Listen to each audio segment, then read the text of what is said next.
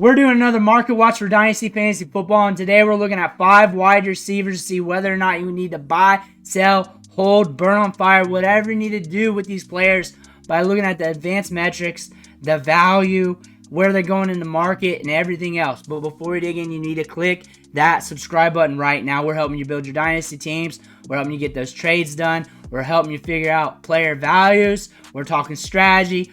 All right here. Click that button. Stop missing out. We're going to start things off with Tank Dell. Tank Dell is being steady in value right now. That's what we're seeing here by ADP. Wide receiver 25. He did drop like a couple spots, maybe about a half round in the last month of ADP, but still holding steady. There's no drops there in value. And of the Texans wide receivers, you typically have the top 3. You want to go with the cheapest one. Typically, it's Tank Dell. I like Nico Collins too. On top of Tank Dell, Stephon Diggs. It has to be the right team. But Tank Dell is going to be a piece of the Houston Texans for a long time. CJ Stroud likes him. We're seeing a lot of workout videos with him too on Twitter. Like every other week. Prior to minicamp and OTAs, there was a workout video of him running routes, catching balls, and everything else. I think Tank Dell's got a lot of upside in this league. I think he's going to be doing good things for a long time. CJ Stroud loves him. CJ Stroud wants him there. He is going to be a key part. Nico Collins is going to be there for a bit. Those two are going to be key staples to the Texans. Tank Dell, very safe asset, can be your wide receiver 2/3, depending on how you're building your team. But he's got a lot of upside in his offense. You see that with his scoring last year. 3 wide receiver 1 performances, 3 wide receiver 2 performances, 3 games of over 25 fantasy points, over 20 in 4 games last year. Missed some time due to injuries. We're coming back. We're looking healthy right now. We're good to go. Tank Dell's good to go. If the price keeps dropping, we keep buying. Devonte Adams. He's a player that needs to go to the right Dynasty teams. His value has been all over the place recently, but wide receiver 26, ADP 42, 10 targets a game, 33% target share, 116 air yards a game, 46% share. That's elite. 95.8% route participation rate. He is 31 years old. Also, when you look at the fantasy scoring, 4 wide receiver 1 weeks, a slew of wide receiver 2 weeks, some bottom out games, but 1,100 yards, 8 touchdowns, 103 balls caught. So he was productive, counting stat-wise. Fantasy points, PPR per game, 15.6 if you count week 18 in there. But still, solid season by Devonte Adams. Should be getting all the targets again. Should be getting all the opportunity. Definitely should be. But for how many more years? How many more years? He has to be on the right Dynasty team. You have to feel very good about winning money with him on your team. If you don't feel good about winning money, if there's any if in there in the back of your head, he's got to go. He's got to go. If you're not built to win this year or even next year, he's got to go.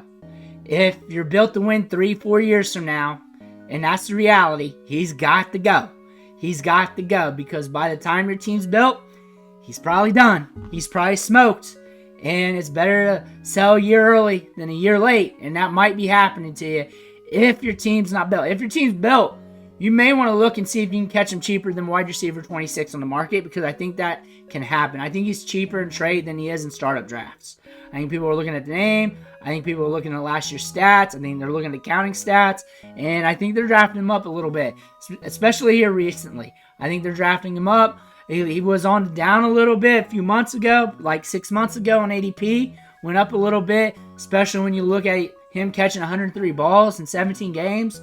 Looking solid, though. Looking solid. He's getting a lot of volume, getting those targets. He's getting elite workload. How much longer can that be? Again, if I'm winning, and I'm winning now, and I feel like I'm making money, I want him because he's going to help me make money. But if I'm not going to make money, I don't want him because he's not going to help me make money with him on his team because everything else is not built. Everything's not built on my Dynasty team, so why have an aging asset? That being said, Jordan Addison, wide receiver 29, ADP 45.5. 6.3 targets per game, 17.8% target share, 74.9 air yards a game, 27.1 air share, 84% route participation rate, 8 out of 12, so not too bad. This year's a little bit different. We got J.J. McCarthy and Sam Darnold throwing the ball. Looks like it's going to be starting off with Sam Darnold. He's looking good in camp right now. It sounds like he's going to win the QB1 job from everything I've read. And you know, of all the Dynasty guys out there on the YouTubes, I am the most locked in when it comes to minicamp, training camp, OTAs. That's why we do this. I'm more locked in with the younger guys. I'm more locked in with the high school recruiting. That's why we start from the bottom, work our way up. So we have those little tidbits. Sam Darnold's probably going to be the QB1, and they're going to smooth things out for McCarthy. It's Sam Darnold's job probably week 1. Top 5 in pace the last 3 years for the Vikings. They want to be a fast-paced offense. They want to be a fast-paced offense with targets flowing. They want to be good at the quarterback position. They want to throw the ball. They want to move the ball fast. 70 balls caught last year, 911 yards. 70 balls caught, wide receiver 27. We're going into our second year. That sounds like a discount when you look at it that way. 6.3 targets per game. That sounds like a discount when you're looking at a year 2 wide receiver. I get it, 2 wide receiver 1 weeks. And 1, 2, 3, 4 wide receiver 2 weeks. Technically 3. Because if you're not playing week 18, which most of you aren't. But that's in there on the chart. And that's still data if you need it. That being said, 70 balls caught. Not far off from 1,000 yards. 13 yards per reception. He's never going to be the wide receiver 1. Justin Jefferson's going to be. But we're top 5 in pace last 3 years. Prior to last year, like top 3 in pace. Top 3. Last year we were 5. 5 in pace. That being said, they want to be faster than what they were. Because they had injuries at the quarterback position. They had injuries with Justin Jefferson. When Justin Jefferson's on the field, sure, he's getting all the targets. But the offense is moving at a faster pace. They want this offense moving fast. We're looking at this for redraft. We're looking at this player. He's going to be at a good discount. Wide receiver 27. I don't see him very liquid on the market. Someone spent a first-round pick on him. He's giving you okay production. Wise, week to week, the numbers ain't too bad. I think wide receiver 27 for a guy going into year 2 with 70 balls caught. I think that's a good discount for a player like that. That being said, Jackson Smith-Njigba. The market hates him. The market hates him. There's a lot to talk about. There's a lot to talk about with this player. Because wide receiver 30, we skipped the rookies. We talked about them ad nauseum. We need to talk about the vets. We need to talk about their player values. And if you haven't noticed, I'm going down ADP. I'm not handpicking guys here. ADP 53.33, 5.5 targets a game, almost a 17% target share. Here's the kicker, though. 34.6 air yards a game. 14.3% share of the air yards. But you're seeing almost 6 targets a game. On about 75% route participation rate, 6.3 ADOT. The ADOT is the kicker there. You got DK Metcalf, Tyler Lockett. Tyler Lockett has an out on his contract after this year. He signed past that, but there's an out there. He could be gone. They could be moving funny money around, keeping him another year or so. Don't count on that out. Don't count on that out because he is an older wide receiver. Because 2 things I can say with this wide receiver market and Tyler Lockett is that we're getting flooded with wide receivers every draft class and every year coming through the high school ranks. The wide receivers are more nuanced than what they were like 5 years ago when it comes to running routes. So we're getting more and more talented wide receivers. So that's either going to allow him to take a team-friendly deal because the market's going to be saturated, or that's going to allow him to hit the road because Seattle's going to be like, hey, there's cheaper wide receivers in the market. Let's see what we got with JSN here. We're going to roll with it. But do you want to take that chance? Typically, guys don't break out in year 3. The odds of him breaking out with 2 wide receivers seeing a 22% target share, I think the odds of them seeing both in the 20s in target share is highly likely. DK Metcalf leading the team in yards and air yards. Tyler Lockett leading the team in balls caught. I think it'd be a mistake if JSN does not see an increase in his ADOT this year. I think it's a mistake if he doesn't see an increase in his workload. 63 balls caught for wide receiver 30 going into year 2. 63 balls caught for a wide receiver going into year 2. Just a few touchdowns shy of some of the other wide receivers we just talked about that a lot of people feel better about. So if you can really reverse these numbers out, and then you look at these numbers here week to week, And look at them in this perspective. Like when a player scores double-digit fantasy points, you typically don't feel too bad. So we got 1, 2, 3, 4, 5, 6 games like that, but just 2 wide receiver 2 weeks. He had a run in the middle of the season. Another narrative for Jackson Smith-Njigba, and think about the start of the season. He had a hand injury in the beginning of the season in training camp. Slowed him down. He was looking good in training camp last year. He started the season off coming back from a hand injury that put him out for a little bit in practice. That's crucial for a rookie. That's crucial. That's why you saw a slow ramp up there. More than likely. More than likely. And then that ramp up kind of got castrated a little bit throughout the rest of the season because we had that start that impacted him. Prior to that, the year before, we barely played any downs in college football due to the injuries.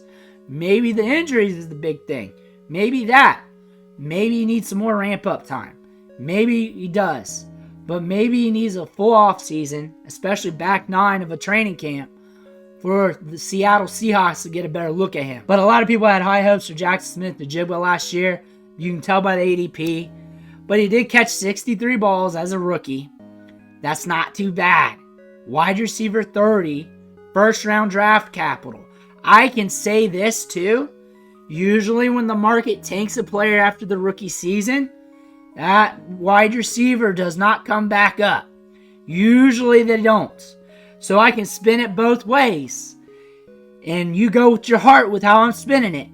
Usually when the market tanks on the wide receiver, those lines don't typically come back up.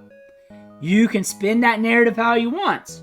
Or you can look at it like this. Wide receiver 30, 63 balls caught. Tyler Lockett out on his contract after this year. Almost 6 targets per game. 6 double-digit PPR fantasy point performances. And we had 8.8 points per game. But we had some games there where we were somewhat productive. Not productive, but somewhat. What narrative do you want? And that's what you're going to take, the one you want. I gave you 2 there. There's probably more than that. Which one do you want? Christian Watson, wide receiver 36, ADP 68.17. He jumped about half a round in ADP over the last month. He's a very streaky wide receiver, and they got a lot of young wide receivers in this offense. Jaden Reed, Romeo Doubs, Wicks. They got a lot of talent here. A lot of talent they got on the cheap. He's been injured a lot. That's been impacting him. And he's seen a lot of deep targets. He's a Will Fuller. He's a Will Fuller. He's that type of wide receiver. And people love that rookie season. Very productive in that streak. 611 yards, 7 touchdowns. He is a Will Fuller wide receiver. Will Fuller had injuries. Will Fuller wasn't super pristine. Will Fuller was a splash play artist. I love him for best ball. That's an easy thing to say about a wide receiver like this. But also, if he's like your wide receiver 4 and you're just going through your startup draft, just stacking it up at wide receiver, then a volatile play like this in your flex might be something you want because you're going to get those top-end performances a few times a year if he's healthy. In his bottom run games, when he's healthy, 10, 11, 10. Some downers too, but also coming back from injuries. Always coming back from injuries. In minicamp, he's looking healthy. He's looking good. He's got a spring in his step. But can we rep it up? Can we get back to where we were at during our rookie season? He's going to be 25 years old, and he's a Will Fuller. That is what he is. He is a volatile wide receiver with a heavy top end. He's injured a good bit, and he's got some down games. He's very volatile. Do you want that? When I say the word volatile, your brain either goes here or it goes here. If it goes here, cool. If it goes here, cool. Make your play off that. Some people don't want volatility. Some people love it. Some people like to gamble. Play the strategy how you want to play it. What I would do is I'd make sure I'm strong with my first 3 wide receivers, then have a wide receiver like this. You can even pay down a good bit and get another wide receiver that's very streaky, but he's more consistent with his streakiness, especially on the top end of his production. You may like Christian Watson, but he is a streaky wide receiver. ADP saying that, especially after that rookie season where he blew up. Those are 5 wide receivers that we're looking at today. They're very impactful wide receivers as they're in the middle of drafts. They can go either way in value. They got a lot of upside. They got a lot of downside. But let me know what you're doing in the comments below. Make sure to hit that subscribe button on the way out. I want to thank you for watching. Catch you on the next video.